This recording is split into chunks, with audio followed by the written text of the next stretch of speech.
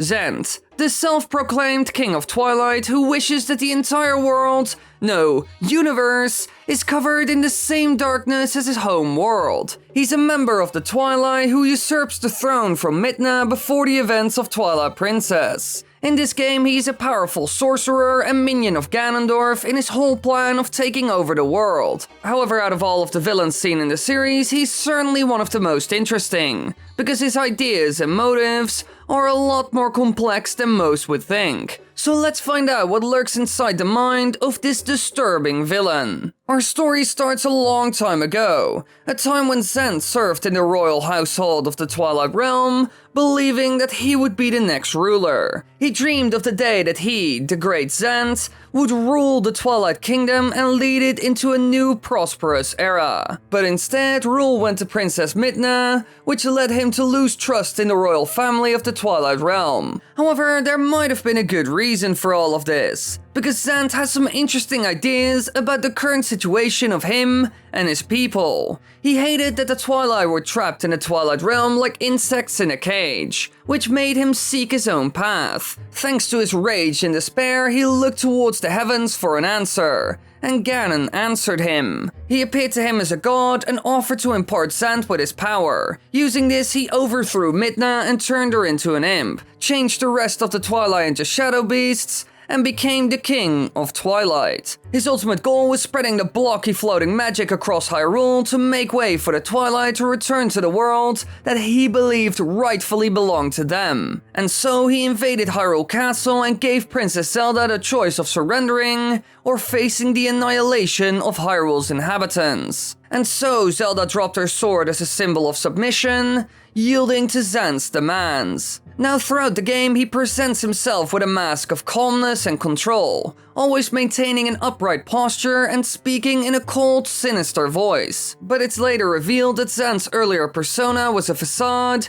and that underneath it, he's a raving lunatic. He reveals himself to be very insane, often going on bizarre tangents, hopping up and down, and throwing a tantrum in a manner similar to that of a child. This is the story of our villain and how he got what he wanted. Now in the end, he was stopped by Link and was defeated together with Ganondorf. However, let's look at him as a character to figure out what his mindset was and what led him down this dark and quite extreme path. Now to start off, we will look at an interesting cutscene, the one where he confronts Link and Midna after they finish collecting the few shadow fragments. Here he has some interesting dialogue, which also reveals a lot of his perspective on the whole situation. After Link saved the region from darkness and brought back to light, ZANT appeared and used his vile powers to defeat the Light Spirit and undo it all. After this, he captures Midna and strikes down Link in his wolf form, and at this very moment, he says some interesting things. It goes as followed.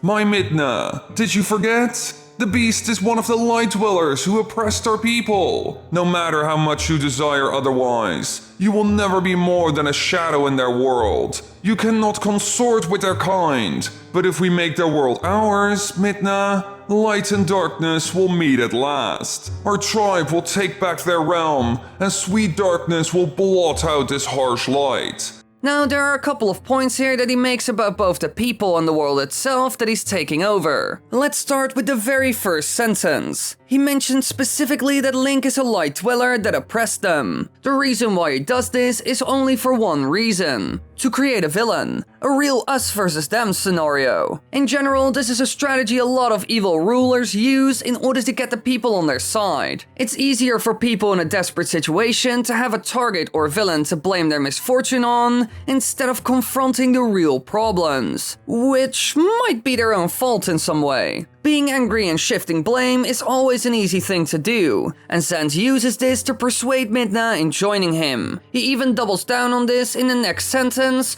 by trying to convince Midna that she is just a shadow in their world. And the final thing he does is give Midna an answer, a cure for the disease. A solution for the problem, merging the worlds together, creating a world of both light and dark. All of this is the perfect cocktail of a logical and fair argument from the outside. While he has a point to an extent, he goes way too far, as we all know. But they certainly were oppressed, and thanks to that, can't even go back to how it used to be. They can't live in the light anymore. So what the Hyruleans did to all of them by banishing them and cursing generations was certainly a bad thing. However, the tactics that he's using in this conversation are misleading and he goes way too far. ZANT is basically sinking to the same level as the Hylians when they were committing those vile acts. Now another conversation I want to look at is the one you have with him in his throne room, right before you fight him. Here he says the following to Link and Midna. The people of our tribe,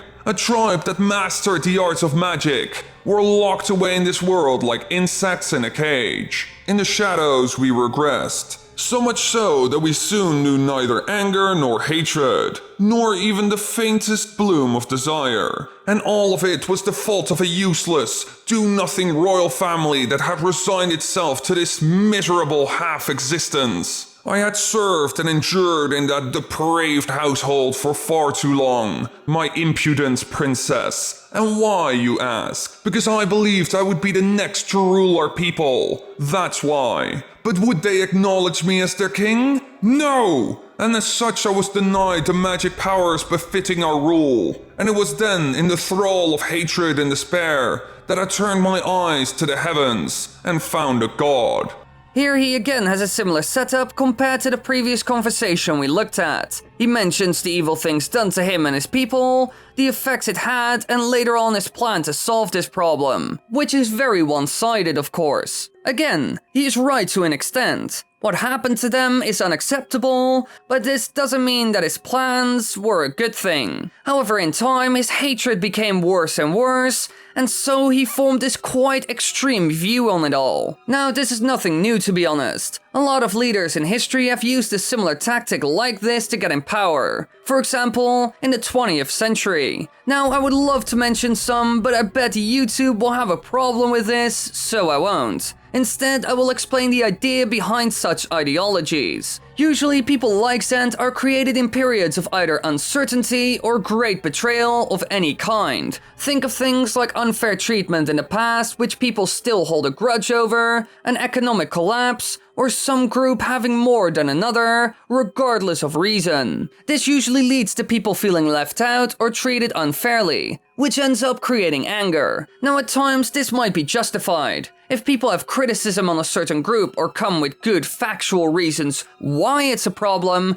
and potentially fair ways of solving it, there's no problem. However, sometimes this will be used to create a specific narrative of a victim and a villain to take down. And this is exactly what ZANT did. He created an enemy out of the people from the light world and used this to take over the other world. So clearly this is a theme that he uses a lot. And with this we can explain how his character developed. Now, from an early age, he noticed what happened to his people, and his hate started to grow over time, especially when he saw that no one did anything about it. He started to develop his own ideas and theories about what happened and how things should be changed. He had to avenge his people and serve justice for what had been done to them, and so worked his way towards this. And because his ideas were probably not that radical in the beginning, he might have gotten support, or even people that would agree with him. And another thing that might have happened is that not enough people disagreed with him. And because of that, his ideology became very one-sided. Dialogue and different viewpoints are important after all. Every time, no matter the discussion. But when he was denied the throne, he lost hope and felt betrayed, since he was convinced himself that he was going to be their savior. At that point, he probably hit a low, which usually makes people quite desperate, which was the perfect time for Ganon to come in. The role that he ended up playing in this grand story is also extremely interesting and important. He kind of represents destiny and the world's voice. A god that comes to you in your time of need and wants to make your plans reality. You could also call it confirmation from a higher being. The divine right to take what you want. This is yet again a thing we have seen in real life a lot as well, for example with the Crusades, where they were fighting over a so-called Holy Land and saving people of the same religion. The church said they could do it, and all of it was backed up by the belief that God wanted this to happen. It is theirs according to religion. Now, this is a very simple explanation of the events, so don't take this too seriously. I just wanted to use it as an example. There were more reasons why those events happened, and they were for good reasons, but God was also a reason. But thanks to all of this, ZANT was 100% convinced that this was the right thing to do. He saw himself as the hero of the story. This is something that happens a lot in real life as well. Most evil people never thought they were the villain, but actually a hero of sorts, and so his actions are justified. And so ZANT conquered Hyrule and destroyed thousands of lives, going down in history as one of the biggest villains ever seen. Thanks for watching, everybody. I hope you all enjoyed. Tell me what you think about this new type of show thingy. This is new, so give me a little rating. Also, like this video, comment, subscribe, click the bell button, watch more videos, do all the good things, please.